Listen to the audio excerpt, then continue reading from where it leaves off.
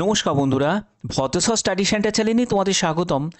যারা যারা তোমরা রেলওয়ে আরপিএফ নতুন বিজ্ঞপ্তির জন্য ওয়েট করছো, সেই সব প্রত্যেক অ্যাসপিরেন্টদের জন্য খুবই গুরুত্বপূর্ণ একটি আপডেট তোমাদের দিতে চলেছি। এখানে আরপিএফের 2024-এর আরপিএফ 2024-এর রিটেন তাদের রেজাল্ট আউট হয়ে তাদের এখন পিইটি পিএমটি চলছে। তার আবহে তোমাদের আরপিএফের নতুন বিজ্ঞপ্তির জন্য প্রস্তুতি শুরু হয়েছে। এবার নতুন বিজ্ঞপ্তি তোমাদের জারি হতে চলেছে আরপিএফের। আজকের ভিডিওটা সেই সব অ্যাসপিরেন্টদের জন্য খুবই গুরুত্বপূর্ণ হতে চলেছে যে আরপিএফের এবারে কনস্টেবলের বিজ্ঞপ্তি জারি হবে, যেখানে তোমাদের টোটাল শূন্যপদ 4,500। ছেলে মেয়ে উভয় প্রার্থীরাই আবেদন করতে পারবে। যোগ্যতা লাগবে শুধুমাত্র মাধ্যমিক পাস। কবে থেকে তোমাদের আবেদন শুরু হবে, কবে ফুল নোটিফিকেশন জারি হবে, সব কিছু বলবো। এবং তার সাথে তোমাদের এটাও বলবো কিছু তোমরা চেঞ্জেস দেখতে পাবে এবারের রিক্রুটমেন্টে। সব কিছু বলবো এই ভিডিওর মাধ্যমে। তো চলো মূল পিডিএফে সম্পূর্ণ বিস্তারিত তথ্যে চলে যাব। কিন্তু তার আগে, যেহেতু আমি জিকে প্রোগ্রাম শুরু করেছি, প্রত্যেক ভিডিওতে একটি করে জিকে প্রশ্ন থাকবে। আজকের জিকে প্রশ্ন: যন্তর মন্তর ভারতের কোন শহরে অবস্থিত? Option A Jaipur, option B Delhi, option C Kolkata, option D Mumbai. অবশ্যই এর সঠিক উত্তর প্রত্যেকে তোমরা কমেন্টে এখনই জানিয়ে দেবে। তো চলো মূল পিডিএফে চলে যাচ্ছি, একদম সম্পূর্ণ ডিটেলস ইনফরমেশন তোমাদের কাছে পৌঁছে দিচ্ছি। এডুকেশন কোয়ালিফিকেশন কনস্টেবলের জন্য শুধুমাত্র মাধ্যমিক পাস। মাধ্যমিক তোমার যদি পাস হয়ে থাকো তাহলে অবশ্যই তোমরা আবেদন করতে পারবে কনস্টেবলের জন্য। এবারে তোমাদের এজ লিমিট কি প্রয়োজন দেখো। 1/7/2025 হিসাবে তোমাদের এজ ক্যালকুলেট করতে হবে 18 থেকে 25 বছর। এটা নিয়ে তোমরা অনেকেই ভাববে যে স্যার 18 থেকে 28 বছর আগে ছিল, এখন 18 থেকে 25 কি করে হয়ে গেল? তোমাদের 3 বছর কোভিডের জন্য দেওয়া হয়েছিল এক্সট্রা। এবারে কিন্তু সেটা তোমরা আর পাবে না। এবারে তোমাদের 18 থেকে 25ই তোমাদের থাকবে। তবে তুমি যদি এসসি এসটি ক্যান্ডিডেট হয়ে থাকো, তুমি বয়সে 5 বছর ছাড় পাবে, আর ওবিসিরা বয়সে 3 বছর ছাড় পাবে। এছাড়া যারা এক্স সার্ভিসম্যান থেকে যারা বিলং করছো তারাও এখানে রিল্যাক্সেশন পাবে, এখানে তোমাদের দেয়া আছে সেটা। এবারে হচ্ছে অ্যাপ্লিকেশন ফি। অ্যাপ্লিকেশন ফি কত টাকা লাগবে দেখো। ইউআর ইডাব্লিউএস ওবিসিদের 100 টাকা লাগবে। SC ST ex serviceman female ক্যান্ডিডেটদের কোনো আবেদন মূল্য লাগবে না। এটা দেখেও তোমরা অনেকেই অবাক হয়ে যাবে যে স্যার রেলওয়েতে ফর্ম ফিল আপ করতে গেলে তো 500 টাকা লাগে, এবং যারা মহিলা প্রার্থী এসসি এসটি এক্স সার্ভিসম্যান তাদের 250 টাকা লাগে, এখানে কেন এরকম? তার কারণটা আমি তোমাদের পরবর্তী স্টেপে আমি বলছি। দেখো, এই যে ওল্ড প্রসেসটা ছিল, যেখানে তোমাদের 2024-এও আরআরবি সিবিটি তোমাদের নিয়েছে এবং আরপিএফ পিইটি পিএমটি নিয়েছে, কিন্তু নিউ প্রসেস এখন যেটা বর্তমানে যেটা হবে, ঠিক আছে, এবং ফিউচারে তোমাদের যেগুলো হবে, সেখানে তোমাদের আরপিএফের যে রিক্রুটমেন্ট, সেটা কনস্টেবল বলো আর এসআই বলো, সেটা এসএসসি তোমাদের সিবিটিটা নেবে। এসএসসি জিডির মধ্যে এটাকে অন্তর্ভুক্ত করার কথা বলা হচ্ছে, এবং আরপিএফ নিজে পিইটি পিএমটিটা আরপিএফ নেবে। বোঝা গেল? তো তার জন্যই এসএসসি নিজের এক্সামিনেশন ফিজ হিসাবে যেটা ধার্য করবে, সেটা যেরকম জিডি বা অন্যান্য তোমাদের এমটিএস বা সিজিএল সিএইচএসএল এর জন্য যেরকম ধার্য করে, সেরকমই তোমাদের ফিজটা নেবে। বোঝা গেল? তো তার জন্যই এটা বলা হচ্ছে। তো এটা কিন্তু একটা বড় পরিবর্তন, যেটা তোমরা এবারে দেখতে পাবে। এবার তোমাদের কনস্টেবলের ক্ষেত্রে সিলেকশন প্রসেস কি দেখো। এখানে তোমাদের কি স্টেপ থাকে? প্রথমে সিবিটি এক্সাম হয়, তারপরে পিইটি পিএমটি হবে, এবং তোমাদের সর্বশেষ যেটা থাকে সেটা হলো ডিবি থাকে, এবং ডিবির পরে তোমাদের আর একটা স্টেপ, যেটা তো বললে নাই, সেটা হলো মেডিকেল টেস্টও তোমাদের হবে। মেডিকেলের ক্ষেত্রে কি ক্যাটাগরি মেডিকেল স্ট্যান্ডার্ড এবং তার জন্য কি কি এলিজিবিলিটি আছে সেগুলো আমি তোমাদের সব বলবো, একদম স্টেপ বাই স্টেপ। দেখো, প্রত্যেকটা ইনফরমেশন তোমরা পাবে। তো এখানে তোমাদের যে মাধ্যমিক লেভেলেরই তোমাদের এক্সামিনেশন হবে, যেখানে প্যাটার্নটা তোমরা দেখতে পাচ্ছ যে 90 মিনিট সময় পাবে, 120টা কোশ্চেন, 120 নম্বরের তোমাদের পরীক্ষা। প্রতিটি প্রশ্নের মান হচ্ছে 1 করে থাকবে। 1/3 হচ্ছে নেগেটিভ মার্কিং, অর্থাৎ 3টে প্রশ্নের ভুল উত্তরের জন্য প্রাপ্ত নম্বর থেকে 1 নম্বর কাটা যাবে। এবং এখানে তোমাদের কোয়ালিফাইং যে মার্কসগুলো দেওয়া, মানে পার্সেন্টেজগুলো দেওয়া আছে, এগুলো তোমাকে পেতে হবে, কিন্তু এগুলো জাস্ট কোয়ালিফাইং তোমাদের দেওয়া হয়েছে, কিন্তু তোমাদের মার্কস তুমি যত তুমি স্কোর করতে পারবে ততই তোমার মেরিটে জায়গা হবে। ঠিক আছে, এবার হচ্ছে তোমাদের সিলেবাস। দেখো, অ্যারিথমেটিকের ক্ষেত্রে 35 মার্কস থাকবে, 35 কোশ্চেন থাকবে, যেখানে তোমাদের number system, whole number, decimal, fraction, তারপরে রিলেশনশিপ বিটুইন নাম্বারস, তারপরে ফান্ডামেন্টাল অ্যারিথমেটিক্যাল অপারেশন থাকবে, পার্সেন্টেজ থেকে থাকবে, রেশিও প্রপোর্শন থেকে থাকবে, profit and loss, interest, average, সব এখানে তোমাদের থাকবে।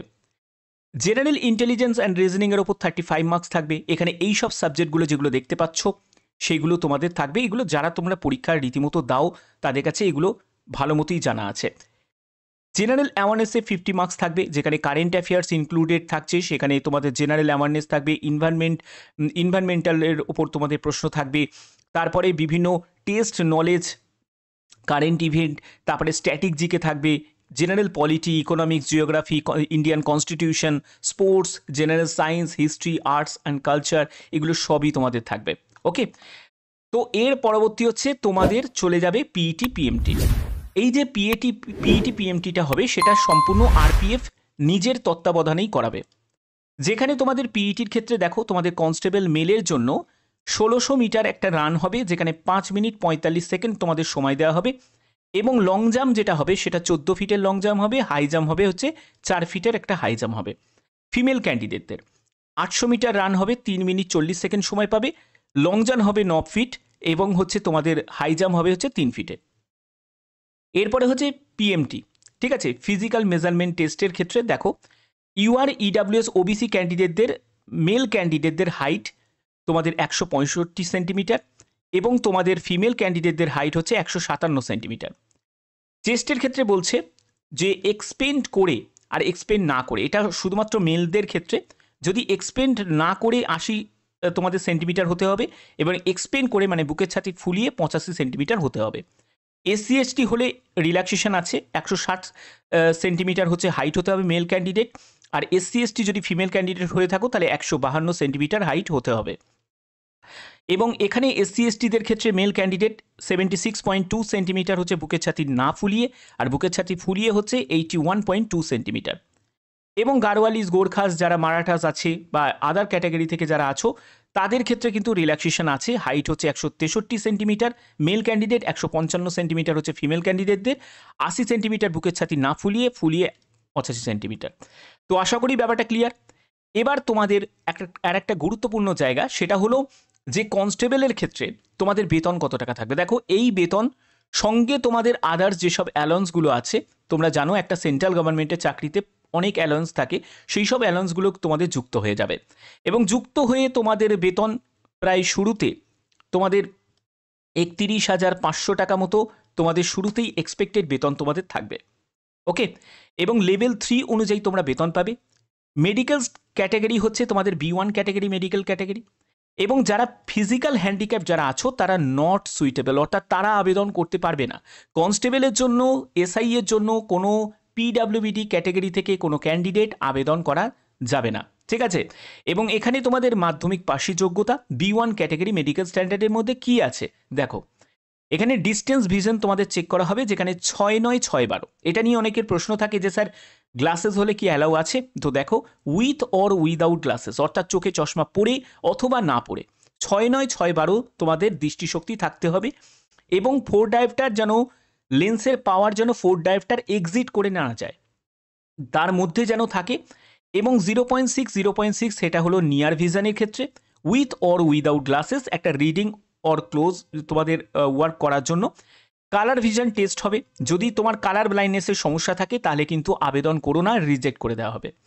বাইনোকুলার ভিশন টেস্ট হবে, ফিল্ড ভিশন টেস্ট হবে, এবং তোমাদের নাইট ভিশন টেস্টও হবে, ঠিক আছে।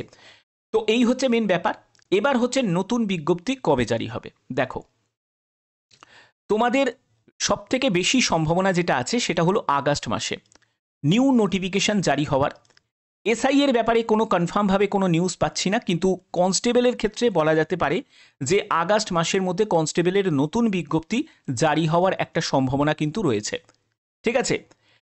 এক্সাম তুমি যদি ক্যালেন্ডার যদি দেখো, অ্যানুয়াল ক্যালেন্ডার যেটা রিলিজ হয়েছে সেখানে কিন্তু আরপিএফ এর কথা উল্লেখ করা নেই, কিন্তু এটাও ঠিকই যে আরপিএফ প্রতি বছর যে রিক্রুটমেন্ট নোটিফিকেশন জারি হবে তা নয়, কিন্তু আগস্ট মাসে যদি নোটিফিকেশন জারি হওয়ার থাকে তাহলে আগস্ট মাসের মধ্যেই তোমাদের নোটিফিকেশন জারি হয়ে যাবে। এবং তোমাদের এটা বলতে পারি যে কনস্টেবলের ক্ষেত্রে বিজ্ঞপ্তি তোমাদের জারি হবে আগস্ট মাসের মধ্যে, যেটার কিন্তু একদম আমি বলবো যে 100-র মধ্যে তুমি যদি কত পার্সেন্ট বলো তাহলে 80% কিন্তু একটা চান্স কিন্তু রয়েছে যে নোটিফিকেশন মানে তোমাদের আরপিএফের বিজ্ঞপ্তি আবার নতুনভাবে জারি হওয়ার। ঠিক আছে, বাদবাকি যদি কোনো আপডেট আসে অবশ্যই তোমাদের সেই আপডেট আমি পৌঁছে দেবো, কারণ তোমরা জানো প্রতিদিন আমি বিভিন্ন আপডেটগুলো তোমাদের কাছে পৌঁছে দিয়ে থাকি।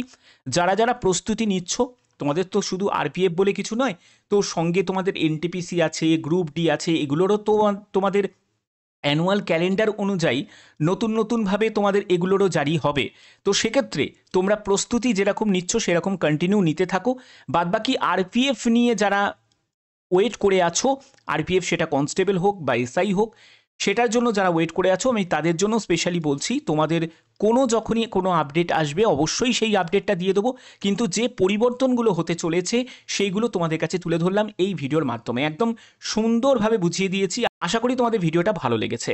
আর এরকমই যদি গুরুত্বপূর্ণ আপডেট যদি প্রতিদিন পেতে চাও অবশ্যই বলবো চ্যানেলটাকে সাবস্ক্রাইব করে রাখো, কারণ এটি একটি পুরনো চ্যানেল, যে চ্যানেলের মধ্যে তোমাদের অথেন্টিক ইনফরমেশন তোমরা পেয়ে যাবে। তো আশা করি তোমাদের ভিডিওটা ভালো লেগেছে। এখনের মতো এটুকুই, টাটা।